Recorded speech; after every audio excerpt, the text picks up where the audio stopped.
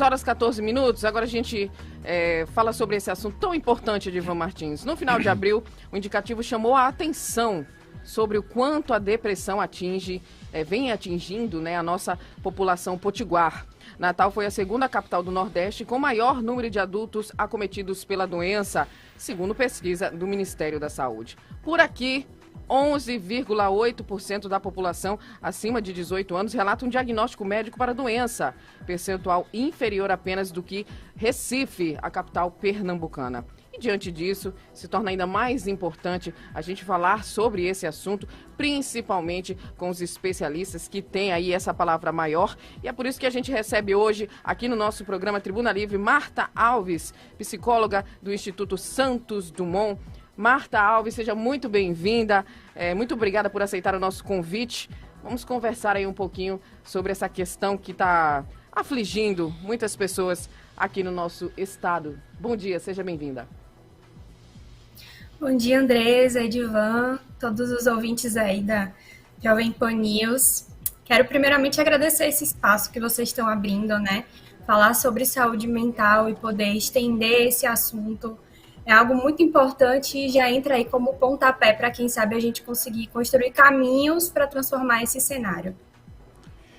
Doutora Marta, tem alguma explicação geográfica, tem alguma interferência Natal ser a segunda colocada nesse índice de pessoas acometidas de depressão, ou Recife, Natal, tem alguma coisa a ver? Tem alguma ligação? O que é que explica esse índice alto de pessoas com depressão aqui em Natal? É um número que deixa a gente com essa sensação de alarme, né? A gente não consegue estabelecer uma causa específica, porque falando de adoecimentos mentais de um modo geral, a gente vai falar em fatores que se relacionam com a causa. Então, a gente vai analisar uma amplitude de fatores, desde os geográficos, a questões de saúde, a questões individuais mesmo de cada uma dessas pessoas que recebeu esse diagnóstico para, quem sabe, levantar uma hipótese, né? Então, eu penso que a pandemia pode ser um ponto importante, como os natalenses vivenciaram essa pandemia, porque esse estudo ele é uma repercussão também desse período, né? E a gente sabe que os setores que empregam em Natal, eles foram muito afetados pela pandemia. Isso pode ser um primeiro fator que eu penso que é uma boa hipótese, né? Além disso, acho que é importante também pensar o sistema de saúde de Natal. Será que a gente está preparado para receber isso? Para prevenir e para atuar quando o adoecimento já está estabelecido? Qual o conhecimento? O quanto que a gente fala sobre isso aqui em Natal? Esse espaço que vocês estão abrindo, por exemplo, se isso acontecer em mais espaços, eu acho que também pode ser algo interessante. O que é que as pessoas fazem? Se elas se percebem? Será que elas sabem? Acho que seriam alguns pontos para a gente iniciar essa conversa. Porque a depressão, ela nem sempre ela dá sinal muito claro dos seus sintomas, né? Acho que ela vai chegando assim devagarinho, lentamente, mas o que é que a senhora destacaria nos sintomas? Quais são os primeiros sinais que se apresentam para que a pessoa comece a tomar uma providência, já que a depressão é uma doença grave, né? E se você não tiver o tratamento ideal na hora certa, ela vai evoluindo para problemas mais graves e mais sérios na saúde da pessoa. Uhum.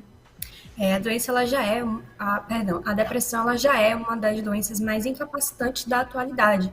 Então, de fato, é uma questão importante de saúde pública. Eu acredito que a maior dúvida das pessoas é como eu diferencio uma tristeza de uma depressão, como é que eu entendo ali o que é o quê. E aí tem 3 pontos bem importantes para a gente diferenciar, na verdade, qualquer adoecimento mental de uma questão comum de desafio da vida. Seria a intensidade que essa pessoa sente isso, o quão intensa é essa tristeza, a ponto de, quem sabe, desorganizar, desorientar assim, a gente, de não conseguir pensar estratégias para lidar, sabe? O outro ponto é a frequência, né? Quão frequentemente essa pessoa sente essa tristeza. Ela consegue relacionar uma causa?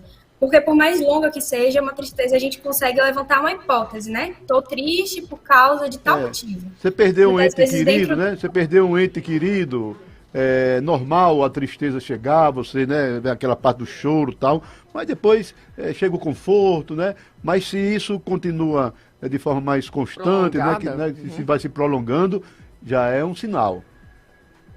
Isso. E aí o terceiro ponto é exatamente a funcionalidade, que é o quê? Isso começa a interferir nas coisas do seu dia a dia, na sua rotina. Antes você trabalhava de um jeito, agora não consegue mais trabalhar da mesma forma. Não consegue aderir a atividades que antes, inclusive, geravam prazer. E aí a gente entra no segundo ponto bem importante para pensar se a depressão é ou não. Uma palavrinha difícil que a gente usa na saúde, que é anedonia. Significa nada mais, nada menos do que a incapacidade de sentir prazer. Então, aquela atividade que você adorava. Nossa, eu adorava sentir essa série. Me gerava uma sensação prazerosa e agora eu estou olhando para a série e não consigo sentir. Eu tenho uma memória que eu sentia antes, mas agora eu não consigo mais. Então, são, assim, pontos-chave, né? Intensidade, duração e frequência dessa sensação de tristeza, de estar mais abatido e a incapacidade ou a redução do sentir prazer nas coisas. Marta, quando esse diagnóstico não vem da pessoa mesmo, que às vezes a pessoa nem consegue se entender, né? Se eu tô sentindo tristeza, mas se deixa levar por tudo isso.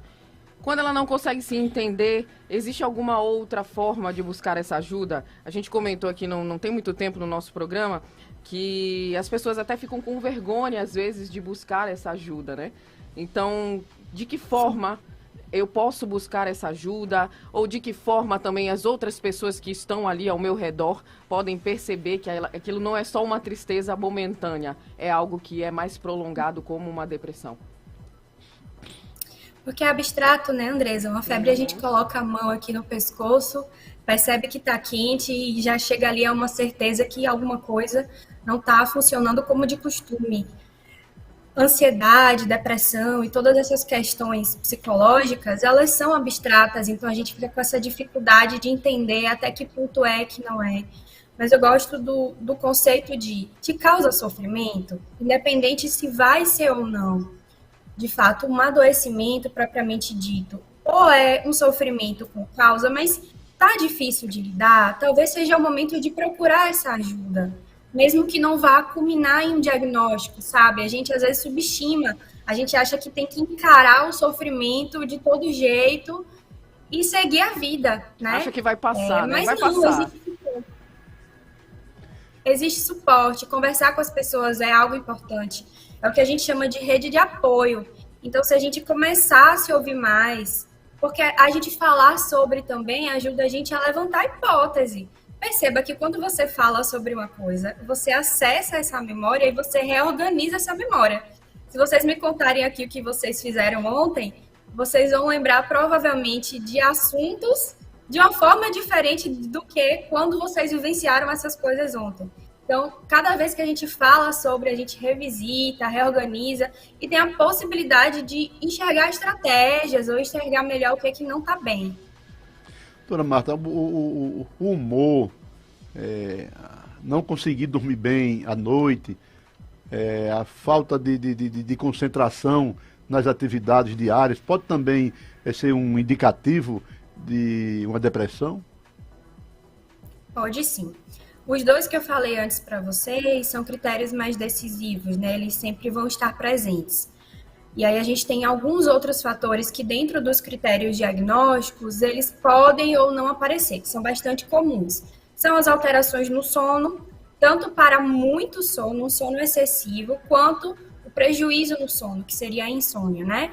Em relação à alimentação também, uma busca excessiva pela alimentação ou uma redução do apetite. Então, esses lugares de excesso que dizem exatamente que algo não está bem, né? Quando a gente tende para os excessos, costuma ser um sinal de alerta. Marta, a gente tem aqui algumas perguntas dos nossos ouvintes. Uma delas você já respondeu, que essa questão ali, o pastor perguntou como não confundir a tristeza com a depressão, mas tem outra aqui que ele pergunta, e nós homens, em que fase da vida a depressão é mais comum?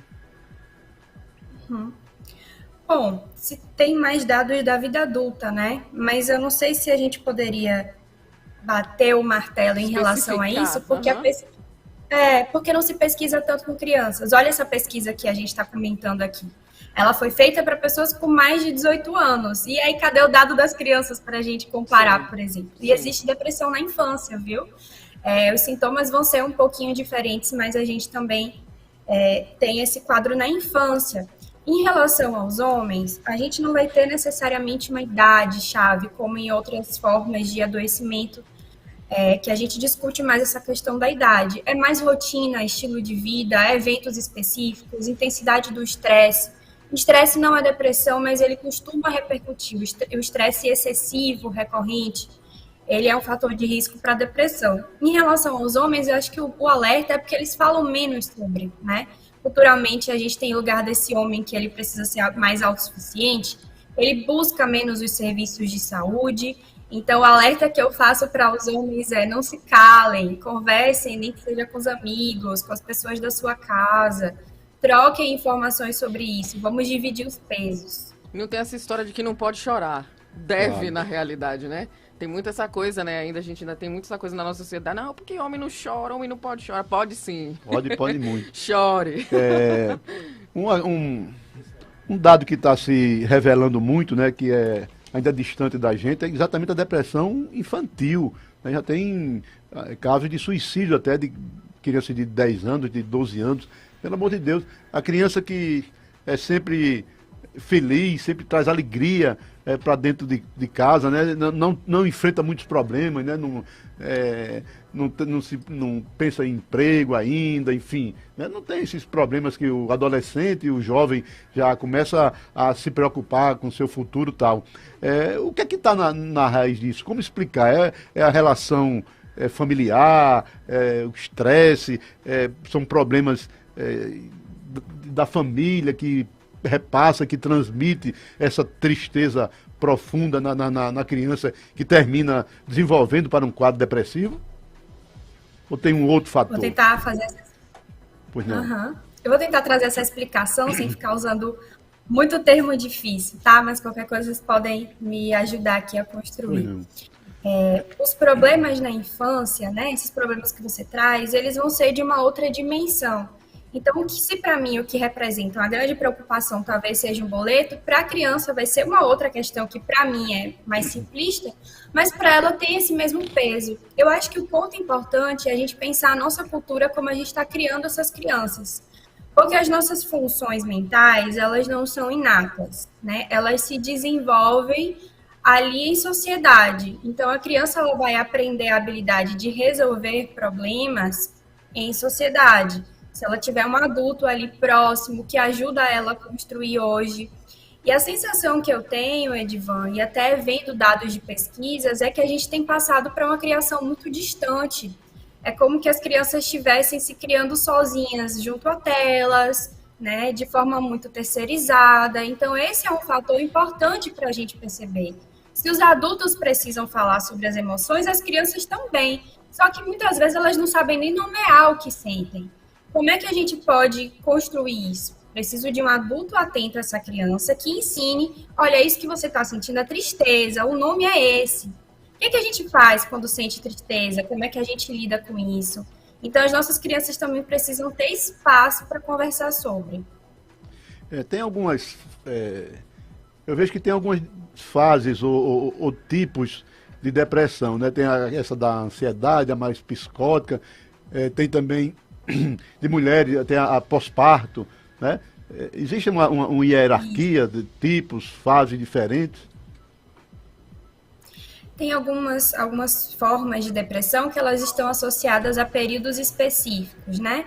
Então, a gente vai chamar aquela depressão clássica de depressão maior, e tem outras formas de depressão, como depressão pós-parto, que ela está associada ao puerpério. Então, ela vai ser um período demarcado, muito relacionado a algumas questões hormonais também, e que a gente vai, digamos assim, conseguir enxergar a finitude daquele período, porque ele é bem demarcado, associado a um aspecto da vida. Assim como o episódio depressiva, também uma nomenclatura que a gente usa, acontece de forma pontual. Já a depressão, quando a gente fala só a palavra, a gente normalmente está se referindo à depressão maior, que é a depressão quando ela se estabelece por um período maior de tempo, precisando desse acompanhamento mais prolongado. No caso, existe um tratamento? Vamos falar sobre tratamento aqui.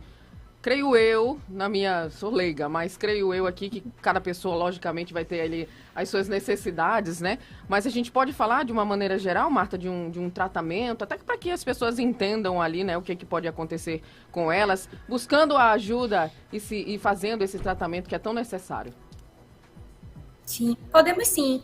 Podemos falar do tratamento e podemos também falar de coisas que não são o tratamento em si, mas são grandes aliados no processo. Isso. O tratamento ele é feito com psicoterapia e, a depender da gravidade, né, a gente vai ter a depressão leve, moderada e grave. A depender do caso, a gente vai ter o tratamento farmacológico como algo imprescindível no quadro depressivo. Normalmente, na depressão leve, é possível tratar só com psicoterapia. A partir da moderada e grave, a gente vai precisar do tratamento farmacológico, que é feito, prescrito e acompanhado pelo psiquiatra de forma exclusiva, né? É bom diferenciar, porque o psicólogo ele não faz tratamento farmacológico, a gente entra compondo a equipe de saúde relacionado ao desenvolvimento dessa pessoa e as emoções, mas não com fármacos. Os aliados que eu citei, a gente vai pensar no exercício físico, é realmente um aliado muito, muito, muito potente, tanto para tratar ansiedade quanto depressão. Lembrando que isso não é o tratamento, tá? É um aliado. Tratamento são aquelas duas coisas que eu citei para vocês. Então, pensar a alimentação, pensar um estilo de vida menos estressante, são outros aliados que vão compor esse pensar o tratamento. Fazer o que gosta, né? Se você gosta de ler, leia. Se gosta de tomar uma cerveja, tome. Se gosta de teatro... Aí você trouxe um ponto bem legal. Porque você falou fazer o que gosta, né? Então, nem todo mundo vai gostar das mesmas coisas. Tem gente que, pasmem, estudar é sim o que gosta. E para essa pessoa isso reenergiza. Então, vai lá, né? Para outra pessoa vai ser passear com o cachorro, vai ser cuidar das suas plantas. Então, cada um identificar ali aquelas atividades que são potentes, que relaxam, que produzem aquele momento de se afastar um pouquinho das coisas estressantes.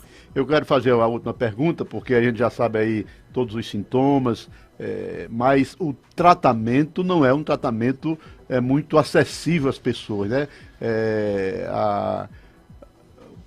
Psicólogo, psiquiatra, você encontrar em Natal e nas cidades, no privado, não é uma consulta muito, muito barata. O público, como é o atendimento? Onde é que se atende? O acesso do cidadão ao serviço, a esse atendimento no serviço público? Então, em casos o primeiro momento que você identifica algum sintoma, mas ali não tem certeza ainda, você pode recorrer à sua unidade básica de saúde, o famoso postinho lá que tem perto da sua casa. Esse seria o primeiro momento de triagem desses sintomas, assim como qualquer outro adoecimento que a gente tem nos momentos iniciais, a unidade básica de saúde é o caminho. Quando isso se apresenta já de uma forma mais agravada, aí o caminho seria procurar os CAPs, Centros de Atenção, que são especializados, né, nessa rede de saúde mental. E eles são porta aberta. Você, em casos mais graves, inclusive, lá vai ter uma equipe de psicólogos, uma equipe de psiquiatras disponível. Embora a gente saiba, e é importante sinalizar, que existe uma escassez de vagas, né? O nosso sistema de saúde ele é super populoso.